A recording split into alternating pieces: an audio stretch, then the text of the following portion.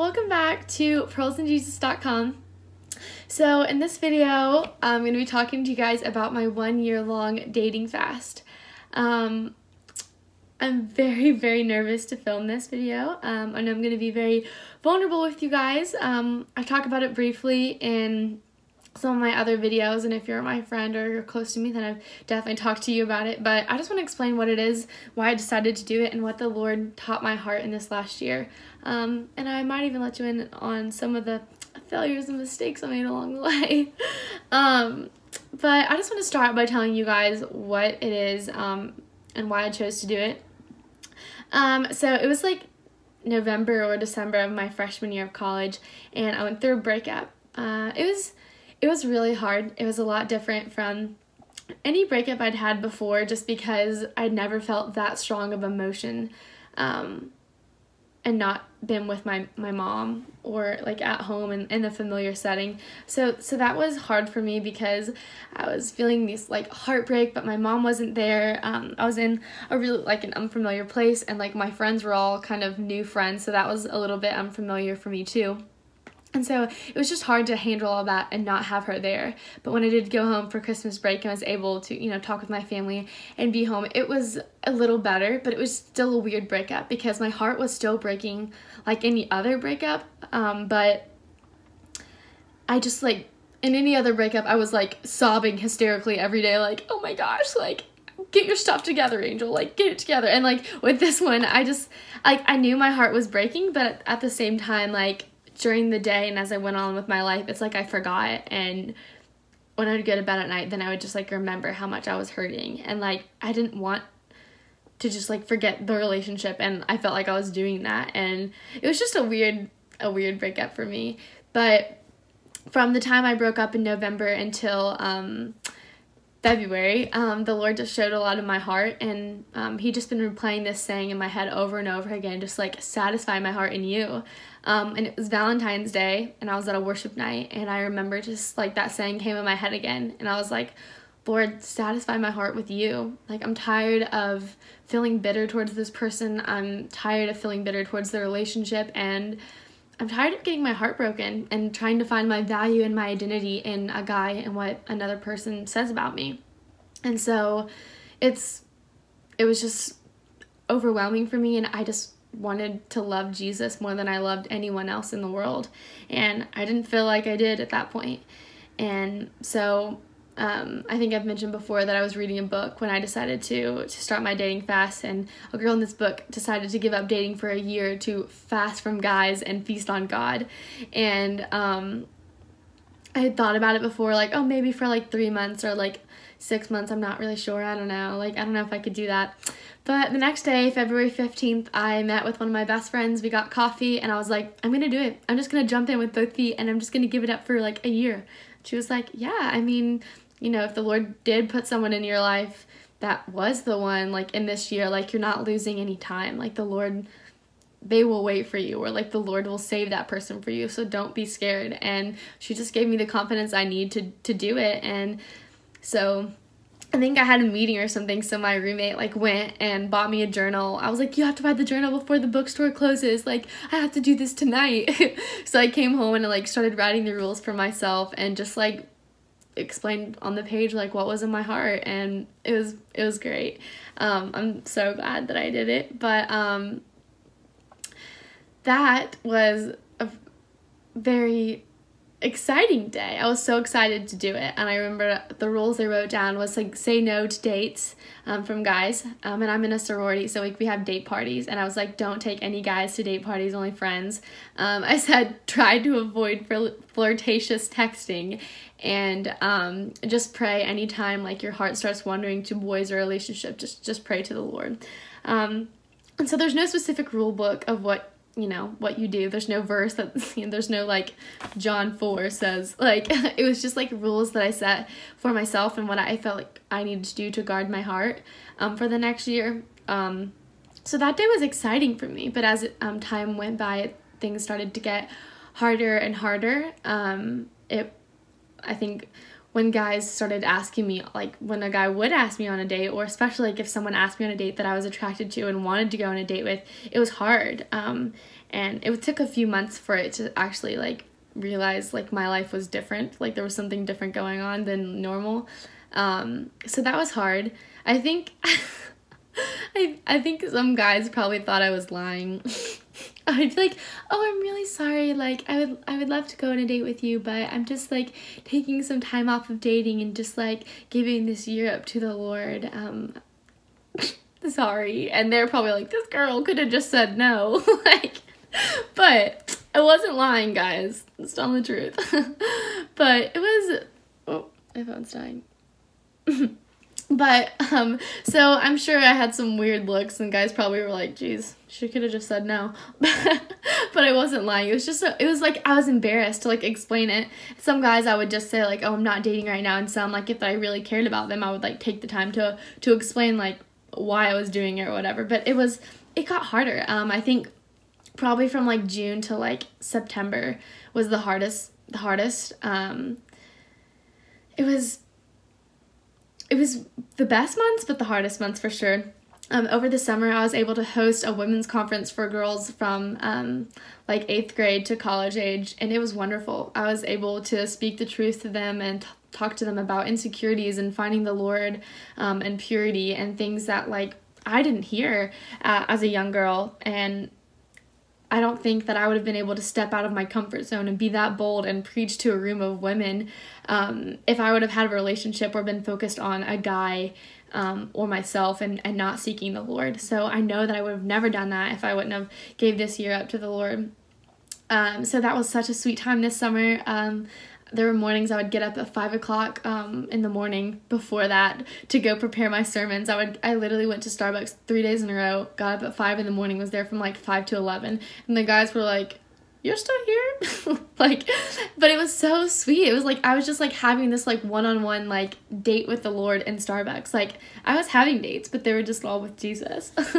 But it was so fun and I loved it. But also in the summer it was the hardest because I think thinking in my head, like, what would I be doing right now? Like, the summer before, I'd been getting dressed up, like, all the time to go on dates with my boyfriend, and this summer, like, I wanted to have a reason to get dressed up, and I'm the girliest of girls ever, so I wanted to get dressed up. I wanted to, you know, to feel pretty, and I was like, Mom, like, I don't have any reason to get dressed up. I don't have anywhere to go. And she'd be like, do you think you'd be going on dates all the time if you weren't on a dating fast? And I'm like, no, you're right. But I think it was just like, well, maybe I might be, I don't know. But I think that was just like playing mind games with myself. And it was hard sometimes of how to discern like what was right and what wasn't. I think in my head sometimes like a guy would say like, you know, just a guy friend that I've been friends with for years would ask me to like hang out, and I'm like, well, can I do this, Lord? Like, I'm not attracted to him. He's just my friend, but can I go hang out with him? And there would be times that a guy would, you know, say, like, do you want to get coffee? And I remember that happening one time. I got coffee with this guy a few times. I bought my coffee. He bought his. But I wasn't sure if that was a date. And I would have to, like, Lord, is this a date? Like, this isn't a date. And I would kind of, like, justify, like, oh, no, we're just talking as friends. Like, it's okay.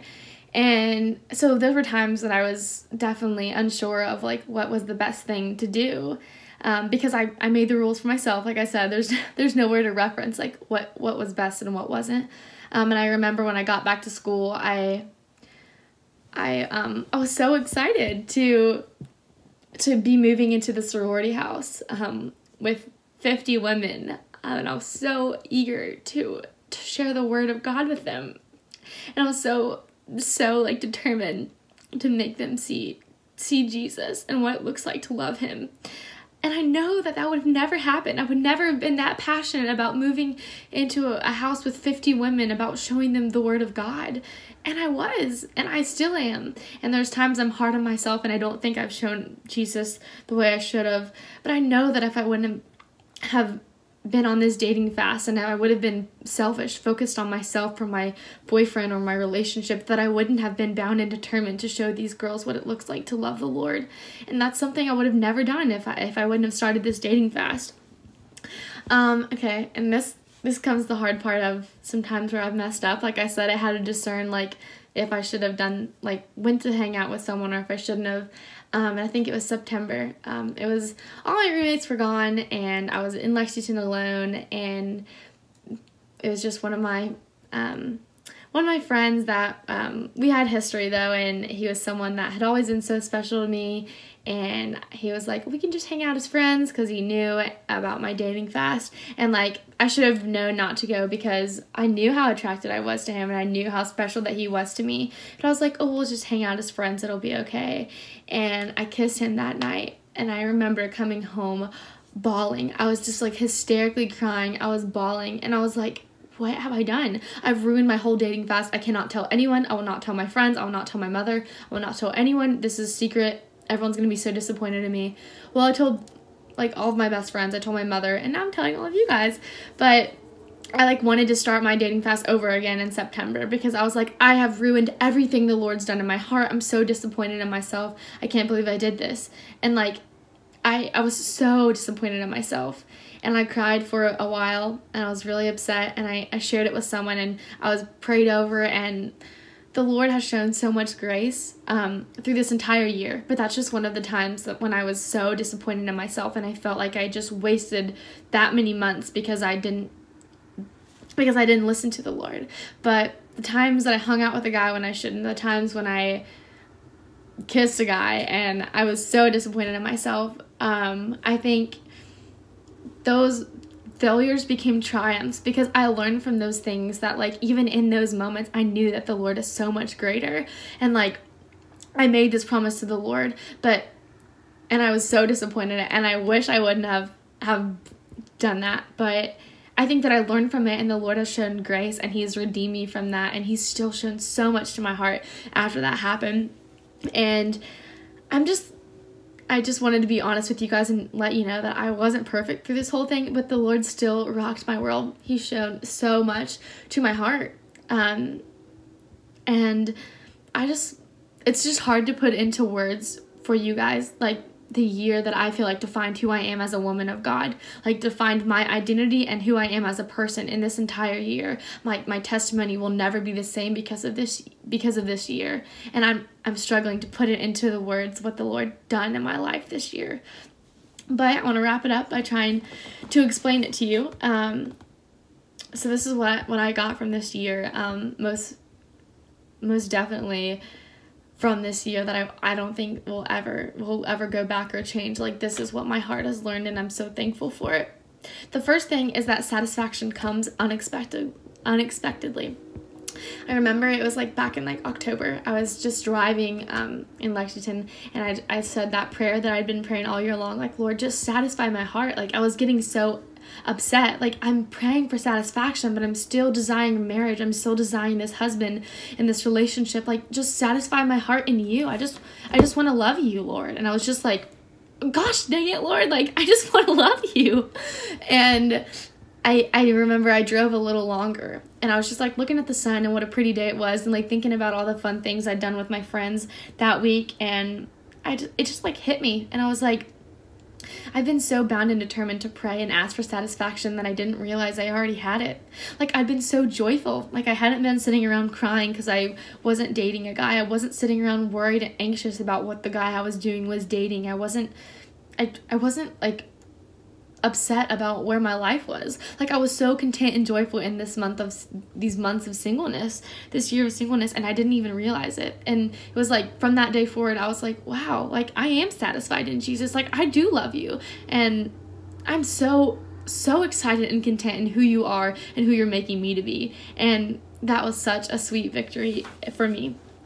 The second is that your joy is in Jesus. And I realized this year that all the things that bring me joy are so wonderful. My friends and my sorority, the activities I'm involved in, the leadership roles that I take, my family, my writing, my art, all of these things make so much joy in my life. But the joy that is where I'm rooted in, that is constant no matter what, is the joy of the Lord. And I found that this year, in knowing that whether I'm happy, sad, angry, or upset, I still have joy because I have Jesus. And this year I found that, and I'm never going to be able to find a joy like the joy I have in Jesus. And the third thing is that my story is never over, because Jesus is always pursuing me, and the best is still yet to come. I told my best friend right before my dating fast ended, I was like, I'm so scared for this to end.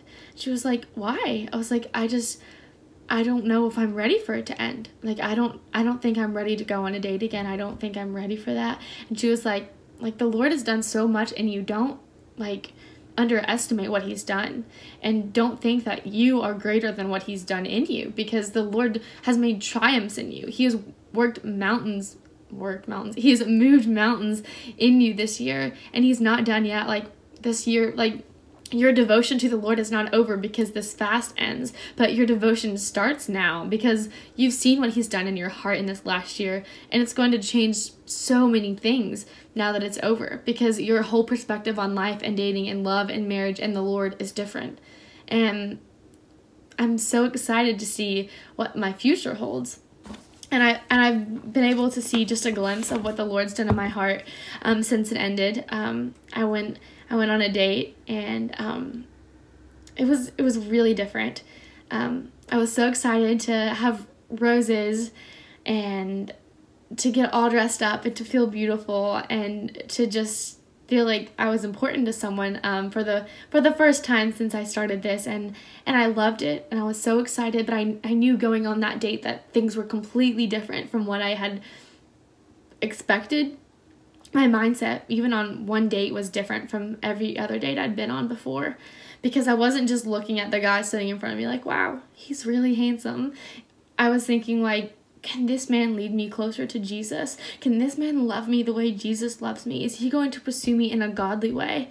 And I was constantly praying, Lord, guard my heart. Lord, don't let me fall for him if you don't want me to. Lord, don't let this relationship continue if it's not the man that's going to lead me closer to you and love me like you love me. And it was just a date, but in my head, it was so much more than that, because I know that coming out of this, that I'm not just a girl going on a date with a guy, but I'm a daughter of a king who has a purpose for my life, who has something in store for me, and I need to think about how this person can affect my life, not just for a short time, but for forever. And I know that if I wouldn't have started this dating fast, if I wouldn't have sought this through and finished this, I wouldn't have seen the finished good of what the Lord's done in my heart. And I just want to encourage you, ladies watching this, or guys maybe, to never think that anything is too big or too much for you. Love on the Lord, let the Lord love on you, and give up anything that he asks you, because it's so worth it. I would do it all again. The Lord has been so good to me this year. I've loved watching the way that he's matured me as a woman, the way that he's matured my heart as a woman of God, and the triumphant things he's done in my life in this last year. And I would do it all again in a heartbeat. But I just want to share this, guys, with you. I'm so glad I can talk. So that is my story. I will show you one more thing. You can barely see it because it's like invisible. It says beloved. And I got this tattoo a few days before my dating fast ended, because I just wanted to remind myself every day that I am my beloved's and my beloved's is mine. I am the Lord's and the Lord's is mine. And I got it on my wedding finger with my purity ring, because I just want to be reminded that I'm the Lord's and he's mine. And until the Lord brings that person into my life, if he brings that person into my life, I just need to remind that I'm the Lord's, and whoever he brings into my life is still second to the Lord. And I just never want to forget that. So it's kind of special to me. It's invisible, basically, because it's, you literally can't see it at all. But I know it's there, so that's all that matters. But yeah, thank you guys so much for watching, and I hope you enjoyed this video. I'm sorry that it's so long, but bye!